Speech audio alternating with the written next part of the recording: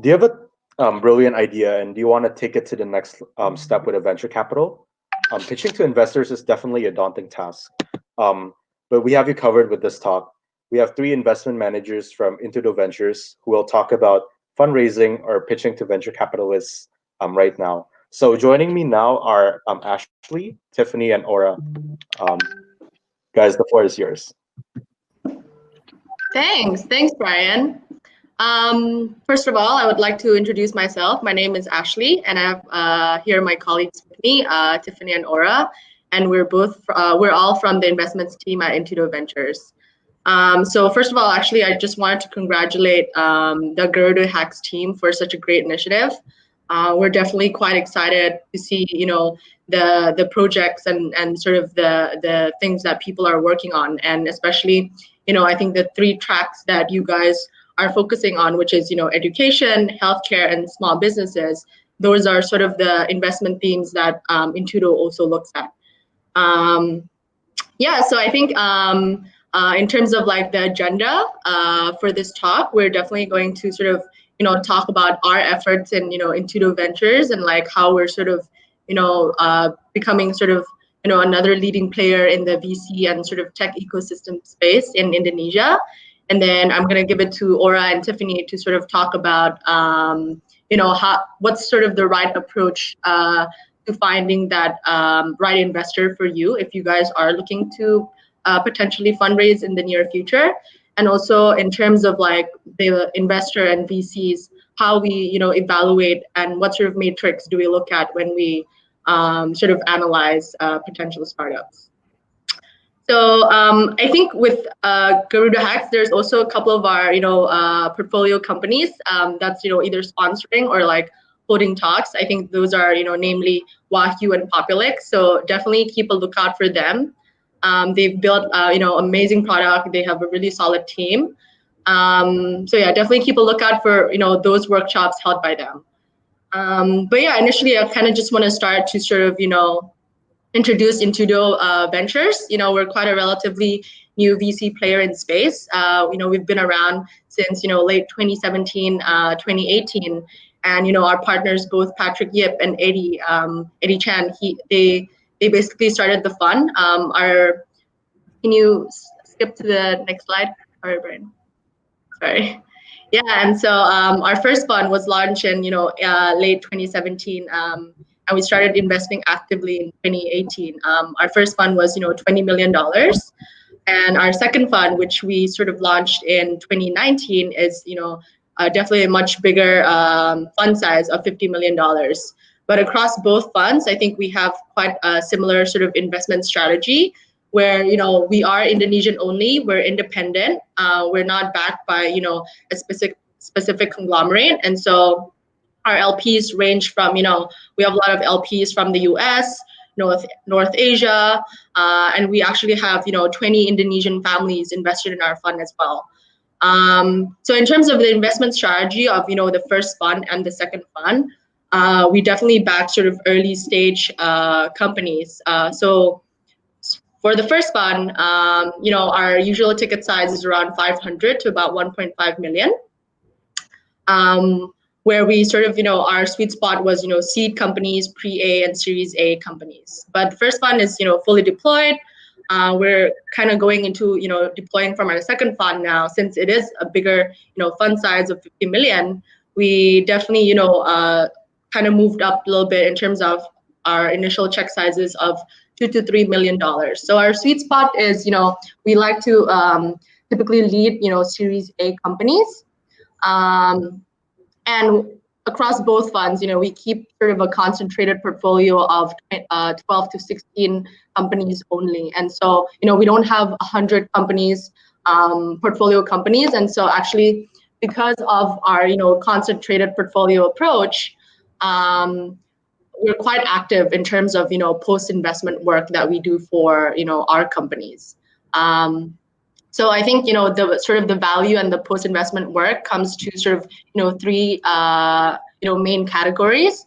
One is obviously sort of, business development and strategy. As I've mentioned before, we have, 20 Indonesian families invested in our fund, right? And so in terms of like we look to our LPs here in Indonesia to open up sort of even commercial arrangement, introducing them to a potential party, and basically just validating whether their products are suitable for the Indonesian market or not, right? So yeah, that's sort of BD and commercial strategy things that we help them in terms of post-investment work. So the second thing is obviously sort of becoming their interim sort of CFO role in a case where they do sort of plan to follow. They do plan to raise the next fundraising round, right? And obviously, you guys know that fundraising will take a lot of effort from the management team in terms of time, in terms of resources, and obviously because they're very occupied with their with talking to investors. I mean, that's why we kind of want to step in and sort of help them and sort of lead sort of to set up the whole round, right? Like meaning in terms of like curating the right investors, talking to these investors, especially if these investors are sort of foreign and they don't have a local context. Since we are here in Indonesia, we provide a lot of local context to these potential investors, right? And so yeah, we talk to these potential investors. We help the companies sort of go through their pitch decks, revising their pitch decks, look at their financial projections, whether that's sort of realistic or not, in terms of taking the company forward 2 to 3 years down the line, right? Before they sort of, probably raise another fundraising round. So yeah, that's the second sort of help that we do provide. And I think sort of the last bucket of value that we provide is obviously hiring. We see a lot of companies, especially in Indonesia, right? Like talent is very, I would say talent is very like not, I would say lack, right? And so I think this initiative with hiring our partner Eddie in the US. So he spends most of his time in the US, and basically we have this strategy of what we call sea turtles. Like just like the animal, they always eventually come back to their homes, right? And so I think our sea turtle strategy is actually basically just mining these Indonesian sort of people, whether that's like they're still in school or they're like already working there, basically mining them, right? And talking about our efforts here in Indonesia and like how the tech ecosystem is sort of developing, in their home country. And so because we've already been in touch with them since they're probably in school or doing their MBAs or working, when they do decide to come back, they would sort of Intudo would sort of be at the top of their mind. And so I think our initiative there is definitely one. I think we've definitely backed some founders that we have sourced as sea turtles for sort of a seed stage company. But then in other cases, we would definitely, if they were open to sort of joining a startup, maybe a Series B growth startup, we would be able to sort of plug these talents into our portfolio companies as well. Yeah, so that's sort of the three key values that Intudo brings for our portfolio companies. So it's just BD partnership, helping them with follow-on capital and like fundraising, and obviously the third one is sort of hiring. So yeah, I think that's sort of a quick background on Intudo, our investment strategy, and sort of how we do things for our portfolio companies. I'll give the floor to Aura now to sort of just describe in terms of like what's sort of the right approach to fundraising, right? Because obviously not all VCs are like the right one for you, and you will need to sort of cater your message to sort of the right audience. So yeah, Aura, on to you. Thanks, Ash. Thanks also to the Garuda Hacks team for setting this up. And I think to follow what Ashley was just talking about, we tell this a lot to our portfolios, specifically during BD work, or also when we're helping them with the fundraising. To Ashley's earlier point, we help them with the data room, with the technical stuff, but also kind of with how to mitigate, how to go around with the right investors, how to make sure we're not fundraising forever. Because sometimes people think like, oh, we talk to as many people as we can, but it might not be the most effective strategy. So there's three things we're going to really talk about today for my part. It's going to be the when, the who, and the what, right? And what we've seen in the market is that the when is the best time to talk to investors is probably, in our opinion, when you're not really looking for money yet. It's like when you're meeting a friend and then you want to ask them for money. Usually it's like you take them out to lunch first and you're like, hi, how are you? Has life been good to you? Blah, blah, blah. And then you just catch up. And then the second time, so just to make sure that your friend knows you're on the radar. And then after that, you come back to them a couple months later, be like, hey, we had such a good talk the other day. Just wanted to follow about my life. If you're interested about my life, maybe you can give me some money. I mean, obviously not literally like that. But the idea is that, right? You don't approach investors as if there's some foreign entity and you're just like, oh, what do I do? I'm so nervous. I have to present to this person. It's more like you're inviting this person to be part of your family and your cap table. So you want to make sure that you have the right time and you make sure that, I guess, when you do ask them for money when you're fundraising, you come off as sincere and you're not just like, hey, I heard you're cool in the market, please give me some money, you know? So I guess that's the when, and in our opinion, earlier is better, but also tying to the when is who you talk to. For example, if you're a seed stage company, or if you're pre-seed or pre-product and you talk to somebody whose ticket size is like $10 million, it doesn't really make sense, right? To them, they're like, why are we, I mean, it's good to know who you are, but it's probably going to be like 3 to 5 years until you ask me for money, for example. So why are we talking now? Unless you're friends with them, then that's cool. But otherwise, it's really important to know your audience.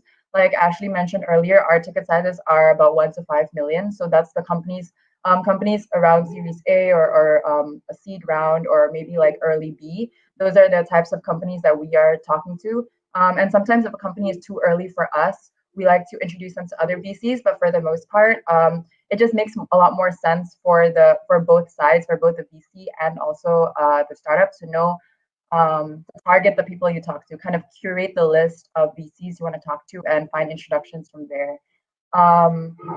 Yeah, and then lastly, it's kind of what we're trying to talk about, right?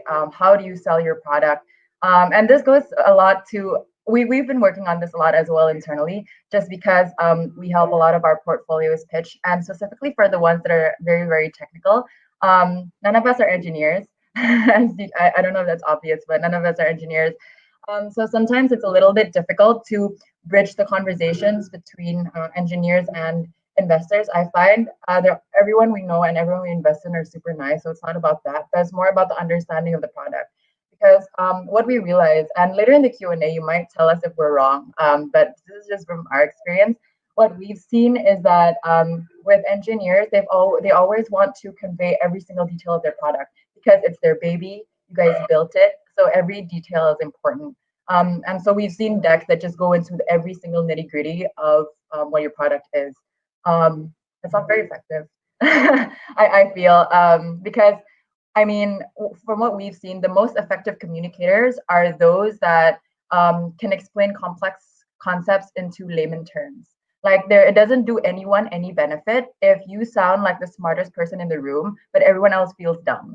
You know, and that goes both ways, right? When we try to pitch our portfolios to other VCs as well when they're fundraising, we can't just be like, oh yeah, their code is very complicated because there's this really interesting line, blah blah. Blah. Nobody. I mean, sorry guys, I'm not saying that nobody cares, but that's not the first thing you sell. You know what I mean? So that's a very long-winded explanation for me to say what you're trying to sell when you're talking to these investors that you've curated is what's your vision, right? What's your vision for this company? What's your dream? And why did you make this product in the first place? This is specifically very important for early stage companies. And Tiffany will later, after this, will go into this when she talks about more of what VCs look for in a seed stage company. But when you're very early on, talking about your vision is super important because you don't really have a track record yet. Not to say that discredits you, and it's just a matter. Oh, sorry. But that's just the fact of the matter at this moment. It's just you don't have a track record yet in this field that you're playing in, unless you're a second or third time founder, which is totally okay. But that just emphasizes my earlier point on you have to sell your vision, you have to sell your dream, and I guess who you bring onto your cap table, especially in the early stages of investing, this person has to share. Going back to the second point, which is who this person has to share your vision as well, and has to, I guess, doesn't matter what the reputations are in the market. A lot of questions I usually get is like, oh, which VC is the best, or like which VC is the most active, or I heard this VC, their reputation is not that great in the market, they're not as friendly. But it doesn't matter, right?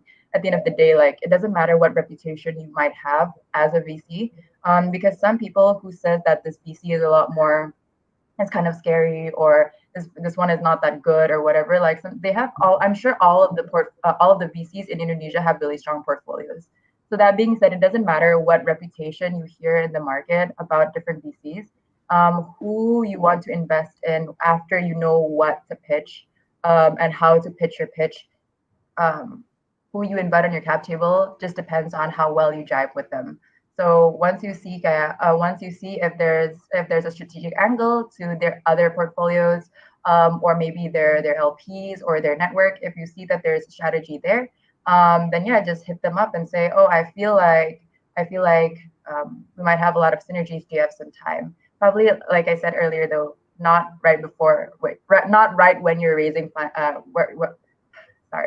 not right when you're raising funds, but probably a little before that, just to show that I guess you've prepared and you're not just like crunched on time to the point where the VC could be like, oh, let me get this for cheap, So yeah, I guess that's my advice on the when, who, and what with regards to talking to investors.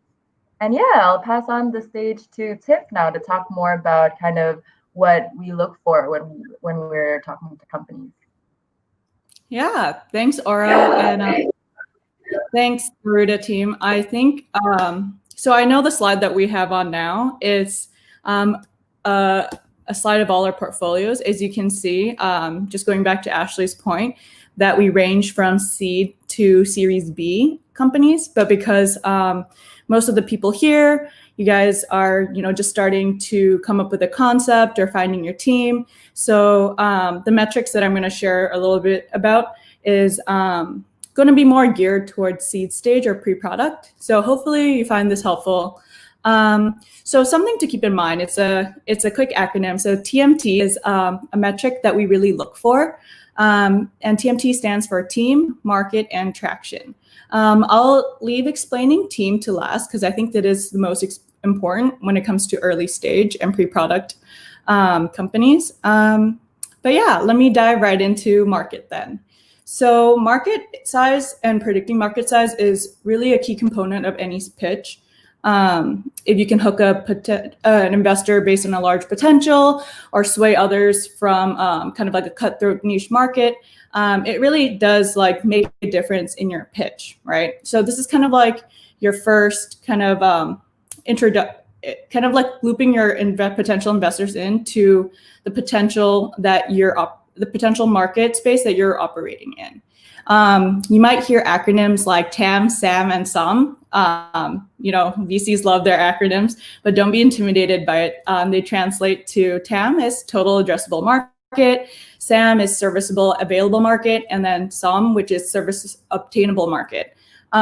So basically, like a TAM represents the entire universe that your product can capture, and helps investors like prioritize deals by understanding the TAM. It serves as a quick metric of like what the underlying potential of like this opportunity is, right? So that's kind of like selling the vision. When it comes to SOM, which is really important, is like, what is it? What's the reality now? Because when you start, it's not like you have all like unlimited resources, right? So realistically, you might start with like 3 co-founders.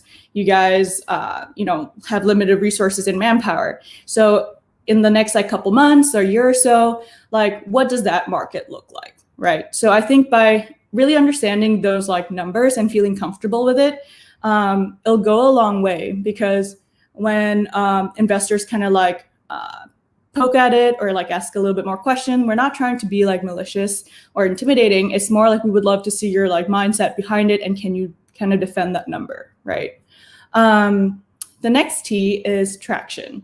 So by presenting information about like how your product or service is already showing value, that's also really important. And this can include like sales, growth, valuable partnerships, endorsements, pre-order, or like in your case, in a lot of like people's case in Garuda Hacks, it's maybe data from like a pilot study or MVP, right? Like, so if you can't show revenue yet because you don't have like a purchase order or a contract yet, then that's okay, because there's other metrics that you can use. So for example, like how many signups there are based on your MVP or your beta, right? That shows like, okay, there's initial interest, maybe when the product is super young or like when it's still free. So that shows like the potential, and it goes back to selling the dream, right? So as you can see, there's like a theme here of selling the dream. And it ties into not just like the way you communicate to investors, but also, when you're trying to share your metrics as well.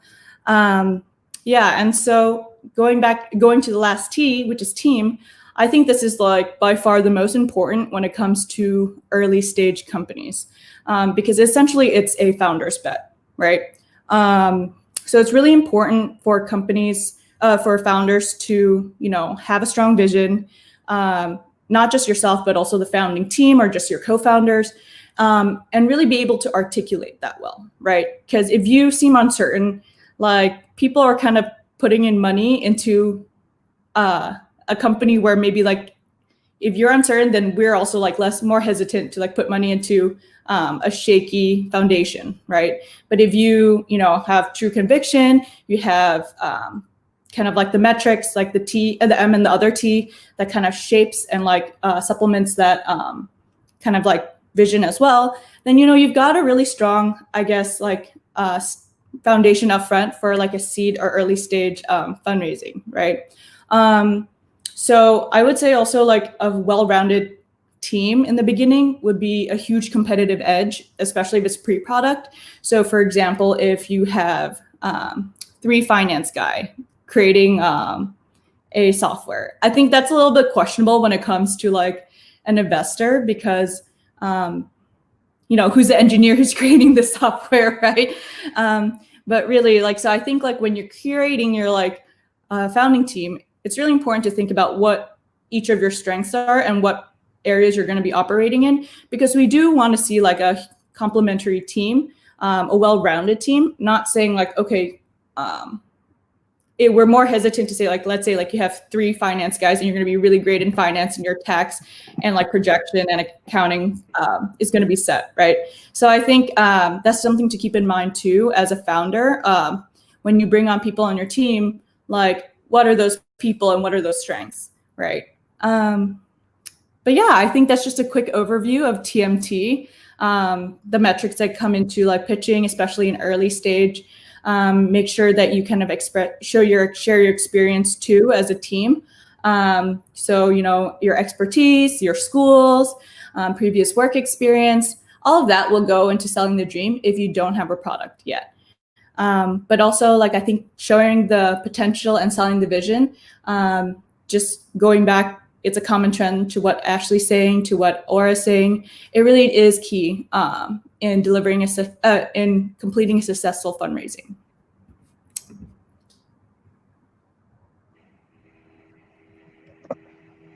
Cool. Brian, are we taking Q&A now? So thank you so much for the really enlightening presentation. So I guess we'll jump back into Q&A. So the first question is from one of our viewers. Hi Intudo, how to get funded by your VC? Is it like by sending a proposal to you, or other kind of recruitment? Okay. Yeah, great question. Thanks, Brian. I think I can take that one. Go ahead, Aura. Ash, do you want to take it? No, it's fine. Thanks. Also, Very sweet of you to immediately want to request funding from us. I think hopefully this presentation is effective then. But no, just kidding. I think this doesn't go for all VCs. I mean, everyone has things that they specifically look for. But for us, as you can see from this slide, we invest primarily in 4 sectors: fintech, consumer, healthcare, and education. And also, we're Indonesia only. So the company has to be headquartered in Indonesia. That being said, once if those 2 things are off the checklist, we like to see a couple of things when we're investing in seed stage companies. The first is regarding the presentation. Sometimes we get lost when the presentation is really, really long. So my tip would just to keep the presentation at most 15 slides with all the other details in appendix, especially if you're holding your meetings through Zoom these days because COVID. It's very easy for the investor to get lost in the presentation, but having everything else in appendix once you send your slides, it makes it a lot easier for the investor to just read through the details later. Because if you remember to what I said earlier, you really want to sell your vision and who you are, right? Whatever product you make, I mean, it's innovative, but it's all about the person really driving the car. You know what I mean? Like a car can only go so far as the person who's sitting behind the wheel.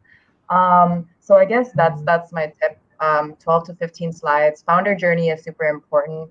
It doesn't matter if you've made startups in the past, if you failed in startups in the past. I think I can say to all of us, and maybe Tiff and Ash, you can add on this as well. I really like it when people talk about their founder journey and they've talked about the mistakes they've learned from, because it shows a lot of personal growth, and we're pretty big on that because you can't be stagnant as a company, really. And also highlight the North Star metrics you're going to look at. If you have no metrics yet because you're pre-product, just highlight to the investor that you know what type of margins you want to look at, what the average margins are, just to give us a gauge of like, it's not just fluff, right? There is kind of underlying metrics to this business. There is a monetization method. So I think these are the tips that we would give: short and concise, founder journey, and also highlight your metrics. And Tiff and Ash, do you want to add anything to this? No, I think you covered it, Aura. Yeah. Cool.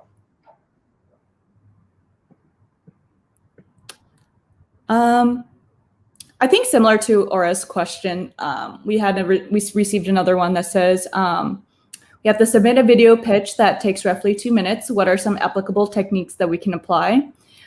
Similar to Aura's advice, keep it short and sweet, share your user journey, definitely. I think especially in early stage, right? If you don't have a product that's rolled out to the market already, that doesn't have traction, and I think it's important to share like why you guys came together. I think it's a huge red flag when a founder comes in and says they're doing this on the weekend or on the side, and you're getting, you're looking for VC money, right? I think for us, we want to invest in someone that, has conviction, believes in this company, is committed to it 100%. So I think that's really important. You don't have to say that like we're doing this part-time or like, oh, I'm doing this full-time. It's just to share like, okay, like me and my co-founder, we went through this, we saw this problem, we solved it, and we really want to share this with everyone else, right? So something like that, that gives us a bit of context to who you are, why you started this, and kind of like the dynamics. Because I think in VC, a lot of what we look for is the human touch, right? Early stage is founder bet. So seeing how you work with each other, I think that's a huge kind of like consideration for us too. Can you like complement each other? Can you build each other up? So yeah, I think that's something to definitely think about in your 2-minute pitch, but also hitting those key like TMT, right? You only have 2 minutes. There's not too much, so keep it short and sweet. Kind of a quick overview on your founder journey, then straight to the product, kind of the market size. And if it is pre-product, kind of like share the potential to build off of like that TAM, SAM, and SOM, right? So yeah, hopefully that helps. And after the 2 minutes, if it is a strong pitch, you share this, you sell the dream, you show the potential. Investors will follow up because then you've piqued their interest, right? Yeah, so definitely there's a human touch required beyond the product, right? So we have a career-related question. What are some of the advantages of working in a venture capital rather than something similar like private equity? Yep, I can take that question. So obviously with the VC setting, right? To be honest, I think for me personally, and I think speak for Aura and Tiffany as well. VC is obviously similar, quite competitive, but usually in Indonesia, like the VCs, I guess the VCs in Indonesia, they work in smaller teams, and I think the VC space amongst like other VC players, we are quite friendly with each other because obviously we do have to sort of co-invest with each other, right? Whereas compared to like a PE, it's more of like, okay, like if you already like found one company, like okay, that's my deal. I don't want to share it with you. But whereas with VCs, because we are in the business of sort of co-investing together with other players in the space and basically creating that like solid dynamic between like the startup and also like the co-investors, we do share, like it's a friendly culture between all of us. Like I think in terms of like just sharing insights, I think with VCs, amongst like associates, analysts, managers, and like we really do get sort of an end-to-end process with the roles in VC, right? From like deal sourcing, from like doing due diligence, from like obviously the boring stuff, admin, legal work, there's subscription agreements, working with lawyers, other stakeholders, and obviously, the fun stuff, which is post-investment, right? So I think in a VC setting, because it is a relatively smaller team, maybe compared to like a PE, you really do get sort of, an end-to-end process, and like, it's to be honest, it's quite a flat organization in where, everybody works with everybody, right? And so I think with VC, to be honest, it's just, definitely more of a friendly environment. It's not as cutthroat. Obviously, there is some competitive angle to it as well, but it's not as competitive as compared to like, like a private equity per se. And I think to add on to Ashley's point, I really like the aspect of that VC has is like you're in the business of people. So for PEs, the deals are like typically way larger. So around like $100 million and above. For many PEs, you kind of have a slower, I guess, deal flow on a yearly basis, just because not a lot of companies reach that size and is like eligible for a PE to come in, right? But typically when you reach that size, you have quite a number of years of like historical data, right? And so I think a lot of the work that you do, while it is more technical, it's great for building your technical skills.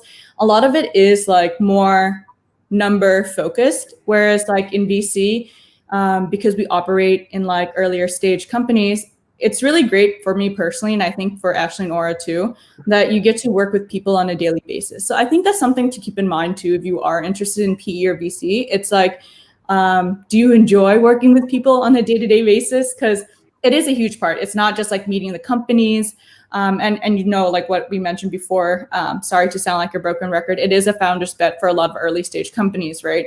So can you work with them? But also to what Ashley was saying, like, can you work with lawyers? Can you work with other VCs? We're a pretty lean team. Do you work well with other people? So I think all that like just comes into your mind, like should be into consideration as well when you're deciding maybe a career path. Yeah. And also, I think the last point I want to clarify based on Ash and Tiff's point is that you don't have to be an extrovert to succeed in VC. We always talk about VC being, it's the business of people and all that, but it doesn't mean that if you're an introvert, then there's no hope for you in VC. I think it's all about how you manage your time, how you manage your networking sessions. And so, yeah, it doesn't matter. It's not about this or that. I just want to clear that up because we also get questions like that a lot sometimes. Yeah, definitely. So I'm pretty sure that you guys get a lot of people, entrepreneurs with different backgrounds. So with regards to work experience, how much consideration do you place on an entrepreneur's work experience when pitching. What if I have a solid idea but less work experience? No, thanks, Brian, for the question. And I think for this, it's a case-by-case basis. It depends on which stage you are coming to us in. If it's a seed stage company, I think I can't say for all VCs, because I know some VCs do prefer prior work experience, or they prefer they prefer prior work experience or like prior startup experience. So I know there is sometimes a preference for that, but I don't think it hurts you too much if you don't have it. For example, we've recently announced our investment in Delman. And I think this is one of the companies where Eddie found them when they were still in Berkeley, and we worked with them for a year before investing in them. And once they've come back to Indonesia, we worked with them again on our side, on the local team, for a couple of months, and then we've invested in them. And with Delman, I think the CEO, he graduated. Guys, correct me if I'm wrong, yeah, but I think Surya just graduated from Berkeley, and then Raymond and Theo had prior experience, right? But that wasn't the first thing we thought about when we looked into Delman. We weren't like, oh, did they have work experience before? You know, it really helped when you see the slide with all the logos of the companies. But it's not the first thing that comes to mind. I think if you have a solid idea, then go with it. Make sure your idea fits the market first. Do a little bit of survey to see if your product is actually needed in the market. Because sometimes people have really, really interesting ideas, and if just throwing buzzwords out there like, oh, I have this AI machine learning algorithm that can solve a lot of problems, right? But that's really cool, but it might not be as applicable to Indonesia, just because the market here, we might not be as technologically literate as a country as compared to other countries. So we have to see if the product actually fits the market. And once you find that, okay, my solid idea is also solid for the market, then your job is to market it, right? Like you market it to people, you market it to the VCs, and then you focus on that. So my advice on this would be just focus more on the things you do have control over, which is your product, your product and your idea, as compared to whether or not you have prior work experience. Yeah, for sure. So let's talk about your portfolio companies.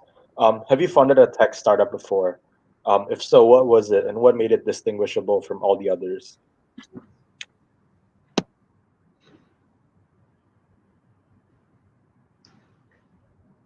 Ash, you want to take this?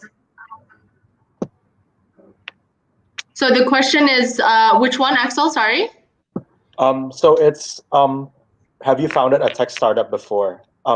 If so, what was it, and what made it distinguishable from all the others? Funded, right? Not founded. Funded, yeah. Okay. Yeah, I would say I think with most of Intudo's sort of portfolios are sort of, even though they're not like, like their product is not just software, maybe there's some sort of, O2O, which is online to offline sort of aspect to it. But I think most of them are sort of, either like tech enabled, right? Whether in their internal process or like whether that's sort of creating a platform for, their I guess target customers and like target users, right? And so I think maybe we can definitely try sort of use the example of, Delman again, because that's, I think, more of the sort of more applicable to probably this hackathon, because their, I guess, product is, a data warehousing software, right? And so I think personally for us, obviously we're not, engineers and not, super tech savvy people as well. And so it also definitely took a lot of time for us to, understand what their product actually is, right? And like what sort of solutions it's actually they're providing to sort of through this product. And so I think what's sort of unique to us, right? That's why it took us quite a long time to sort of, invest in Delman, because basically just we do some sort of, channel checks first. So even before like issuing term sheets and whatever, we hold these sort of exercises and where we, take them to a potential client or like a potential corporate that we see may sort of use this, data warehousing solution, right? And so I think, through those exercises, right? Like, it's not just, obviously us, since it is sort of put into more of a practical sort of case study, us as investors, we are also able to sort of learn and also understand how these software and products sort of apply in sort of the real life case studies, right? And like how to implement it into maybe like a traditional sort of business line where it was not digital at all. Everything was sort of, offline using Excel or whatever. And so I think through those exercises, us as investors as well, definitely, got the hang of it and like got to understand what the product is. And on the other hand, like through those exercises, the company itself also can understand sort of how we work in terms of like the value that we bring as well, right? So, it definitely is like a two-way street. It's not just like us, like as investors, like doing like, due diligence and stuff, but like actually the founders and like the team itself can also understand like, whether like they're actually, can sort of sync with us, right? Because obviously, I think with Tiff and Aura as well, they mentioned before, like once you get into sort of, the cap table together, right? It's sort of, like getting married. And so, you don't want that to happen where, suddenly like a divorce needs to happen, because obviously that's going to get ugly. And so I think that's sort of unique to Intudo, where, we don't just give out, term sheets in like the first or two meetings when we meet a potential company, right? We really do take our time to actually get to know the founder, to actually understand the product. And I think to add on to that as well, maybe to the second part of the question, what makes it distinguishable to all others? Like Ashley said, we are not the experts in tech or engineering specifically. But I think to us, what made Delman really special is their team. And this is talking about Delman over and over again, just because they're our most recent fully enterprise tech startup. I think, as you can see from our portfolios here, not all of our portfolios are announced, but for the ones that have been announced, it is here on this slide. For the most part, they have an offline component to it. It's very rare that we invest in a full-on enterprise. So I think with Delman, what made them unique to us was the team. Again, I don't know how to not sound like a broken record, but we worked with the team for about a year before we invested in them, and we just like them as people, and we really like the product. I'm sure there are products that are similar to them out there that are a lot more advanced and later stage, so too late for us, or about the same stage. And we can't attest to maybe the specifics of the product beyond the feedback we've heard from companies that we've worked with. Like we've heard really positive feedback regarding Delman's product.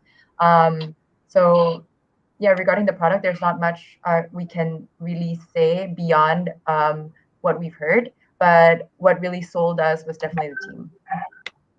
Yeah, and I think to just highlight a couple other like seed portfolios, Erudify, which is a full stack ed tech platform. Originally, they started out with education loans, and then Knowledge Genetics, which is a pharmacogenetics company where they use kind of the information. They use genetic testing to help mitigate adverse drug reactions to get ahead of the problem. Populix too, which is a market survey tech startup, also super strong team, and that's kind of like why we kind of why it was like a sure bet, like on top of a stellar product. And then Our Fitness as well. These are all like our early stage. Our Fitness, which is like a boutique fitness company that pivoted into more online content. So it'll becoming a well-rounded wellness and fitness company, which is fun fact. They're actually the first fitness company in Southeast Asia to get funded. So as you can see here, like they're pretty like for example, education is still up and coming. Pharmacogenetics, like in health tech, is also up and coming. Market research is disrupting the traditional industry, and then Our Fitness is also changing kind of like the wellness space in Southeast Asia. So all these companies, you can see like, oh, okay, like maybe they're not the most like I guess trendy. Like when people said like sometimes if you read in Tech in Asia, there's like a lot of trends. But for us, we like to go against the grain and just focus on the team, right? We want to see that TMT, but focusing a lot on the team and see if there's good synergy between us and the team. Yeah, thanks. So basically, we have a question about building a team. I'm sure you've seen a lot of teams come to you together. Is it possible to start up with something and eventually build the team as you go? Or does the team have to be complete right at the get-go? Yeah, maybe I can answer this first, and then Ash and Aura, feel free to add on. Yeah. We definitely have a case where I think because of our Sea Turtle program, Eddie meets a ton of great Indonesians abroad. So in addition to kind of like being that bridge and host on like bringing Indonesian talent back home, we also meet a lot of people who are interested to be founders. And if we meet them early on, Eddie himself was a founder in his before he founded Intudo, and so he was able to give a lot of insights and help groom a lot of these early bets, right? And so we do have a case where I don't think we published this yet, but we did invest in a company. Eddie met the founder in Stanford and then worked with him, and then after he graduated, created product himself, a very strong like engineer. So he created his product from scratch on his own. And then slowly built like the more BD side of it. And so you've got a really strong founder who's like an engineer, and then he slowly built the team around him to complement him. So someone who can really sell, who can communicate with other people, B2B sales, which is very different from B2C. So all that was done like in just throughout the time we worked with him, right? And so that doesn't mean like if we find you and then you don't have a team, it's a complete no. But I think it's just more like, okay, can we work together? Do we believe in your vision? And I think that goes back to kind of like the TMT pitch. Like I'm sure this founder gave that pitch to Eddie, and Eddie saw something in him, and that's why we continuously worked with him until the final closing. And then I guess to add on to Tiff's point, after we worked with him for a while, he eventually did find his co-founder. So he didn't stay a sole founder forever. And I guess to sum up the question, no, your team doesn't have to be complete in the beginning. It's good if you are lucky enough that you can find a strong team from the get-go and then pitch that. But it's quite common for us. We've seen that it's quite common that people come and they're like, oh yeah, we're looking for a CMO, or like, oh, we're looking for a CTO. Completely normal. I don't think it's a severe disadvantage. It is sort of a disadvantage, but not to the point where it's like definitely not looking at this company. So it's all good. It's it's a seed stage. We're all still working right at this point. No, but maybe also to add on, definitely understand that obviously, maybe as like sole founders or maybe just CEO and COO, obviously, maybe initially you guys do sort of, outsource the tech portion, right? Like to other engineers and whatever. But just keep in mind, like you guys are not in a rush. Definitely sort of, take time in terms of finding that right talent. Because obviously, then again, going back to sort of the marriage analogy, right? And so if you sort of bring on board that new talent, which you guys know that you require, but doesn't necessarily like, it's not a good fit, then don't do it, right? Because I think just bringing on that new talent, especially, sort of, a manager or like a management role is definitely quite important, right? And so definitely, wait for the right talent. Don't just take any random sort of, CTO or whatever just to fulfill that requirement of having a CTO. Yeah. Culture is a big thing, especially in early stage, because it's such a lean team. Yeah. So let's talk about Indonesia for a bit. So what are some of the sectors that you see the most growth in for Indonesia for the future in the near term? I think I can start on this, and then Ash and Tiff, you can add on, because I'm sure you guys have a wealth of knowledge on this as well, since we're in Indonesia. There's a lot of sectors that you can read online now, and like Google Temasek reports or like McKinsey Bain reports, saying that like education's pretty hot, consumer fintech. I guess our focus sectors, right? Logistics is also on the rise now. A lot of companies are mushrooming and raising funds. So these are all things you can read online, which is great, and they're also completely valid. These sectors are very hot right now. But what we've seen, and I think I'm going to talk specifically to new retail, specifically within consumer, because as you can see right now during COVID, a lot of companies are negatively impacted. I think we all know this. But specifically, certain industries like F&B, healthcare, they're actually doing not as badly as compared to the others. And if you see what the government is doing with regards to regulations, and I don't want to get into too much of the government regulations because this might be a pretty touchy subject for some. What we've seen the government doing all across the board is they're talking about the importance of digitalization. Everything they're doing now, from like Kartu Prakerja or the funding programs that they're doing with regards to SMEs, and also larger businesses. All this is in an effort to digitalize companies all across Indonesia. So not only in the first tier cities, but also for the second and third tier cities, teaching them to be financially literate. Because in order to get these fundings, right, you have to actually have a bank account. You have to know how to manage your money, and this is what the government is trying to enforce from now.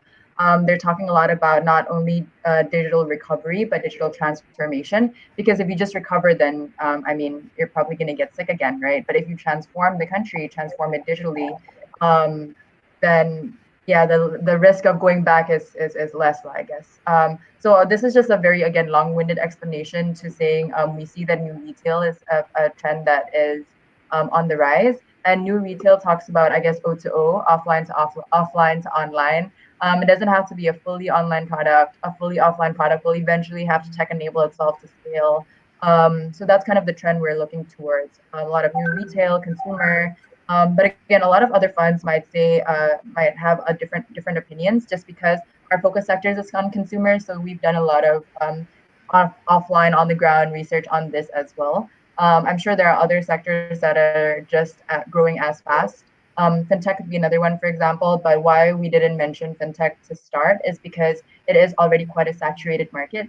I think last year and 2 years ago, when P2P first started, when you talk about the fintech pyramid, you start with payments in the bottom, right? The most basic form of fintech. And with you have so many of the leading players already now. They're already pretty large at Series B, Series C's. So payments is done, and after payments, the next evolution comes naturally to lending, right? So peer-to-peer companies was pretty hot, I think, last year and about a year and a half ago. Everyone started investing in P2P, whether it's in China, Indonesia, Singapore. I think everyone was just, it's such a hot market, right? But then after the crash in China, so many people started becoming sort of like quote unquote loan sharks. I think the regulations became a lot tighter in Indonesia as well. The amount of licenses that are released, or even the companies that are registered, now is, I think, frozen, if I'm not mistaken. Sometimes it's open. Sometimes they open it if they see some very stellar companies, but for the most part, it is still frozen now. And so that kind of license freeze indicates that the market is also already kind of, not to say maturing, but it's getting there with so many companies online. So there's that. And then after that comes wealth and asset management, which is kind of the more complex fintech, right? Asset management, insurtech, all this. So these companies are on the rise now as well, just because there are so many other, the two bases of the fintech pyramid are already kind of checked off, right? To say that this will scale all across Indonesia, maybe. There's a lot of factors that we have to take into account for that. Is it simple to use, right? Like if you're talking about insurtech, for example, can you educate the market on the importance of insurance? With the BPJS being around, I think that is already a step forward. But can you educate the market of the importance of insurance and also of the ease of use of your product, right? There's a lot of factors to take into consideration, but we also think that kind of more advanced fintech will be on the rise soon. Yeah, and Ashantip, do you have anything to add to that? No, that was super comprehensive, Aura. But I think maybe like to highlight the point of digitalization, especially during the pandemic, we see a lot of offline companies pivoting into online, and how successfully they do that really guarantees that survival. I think we did an exercise, an internal exercise not too long ago, right when the pandemic happened, to kind of capture the health of all our portfolios. And while part of Intudo is Jodo, which is like serendipity, luckily, like a lot of our portfolios closed funding on time. That really gave them kind of like the dry powder to pivot successfully to online. And so I think that's just really like a testament that, like the pandemic kind of sped everything up, but at the same time, like I think we're already moving in that direction, and like success truly lies in the ability to be O2O. Not so to be, for example, like our fitness, which was you've got like a Soul Cycle-esque kind of studio. So a lot of like cycling studios are there, on offline HIIT classes. But since COVID hit, they were able to have Zoom classes. So they were able to stream their classes. They rented their equipment. They were creating online content. And especially during the pandemic, I think mental wellness became an issue, right? And so they also did a lot of collaboration and talks of just talking through difficult issues. And so I think this is really important too, because when you see like traditional companies, they're companies that are doing well before COVID, it doesn't mean that like, that will guarantee success in the long run, right? And so I think, like to Aura's point, to understand where the government is heading, what the initiative is being pushed towards, to understand kind of like where the climate is, and remain agile, I think that's really key. Kind of like off topic on like what the hot markets are, but I do think that like it's not so much market, it's also like how you're able to pivot during different times. Yeah, and I guess to round off this point as well, tying this kind of startup sector into the real sector, I mean, the government is doing so much to try to digitalize this country. One of the things they're actually doing is that they have built an ICT network across, I think, about 12 or 13,000 villages and counting.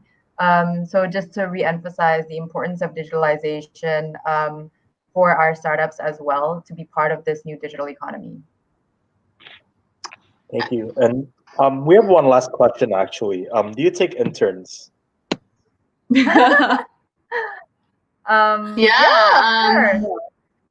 So I think usually we take our interns during sort of the summer period, which is sort of July, August, September. So actually for this year, we've sort of completed our intern batch already. I think we, this year we took sort of, 6 interns, which was quite a lot given our small team, because it's only the 2 partners and sort of, us as 3 investments team. But no, we're super glad that, we had, these amazing interns come with us for this summer, right? And so we'll definitely be taking sort of, internship applications for next year. But obviously, we have some sort of selection and criteria as well. And happy to accommodate sort of any request. Yeah, but I think like if you guys have any additional questions or would like to connect with us, we can leave kind of like the email for the application process at the Slack channel. We can also answer questions there directly. But also, since like I think a lot of participants within the Garuda Hacks are obviously more looking for tech roles or like engineers. I think we have about 20 companies right now that Intudo has invested in, right?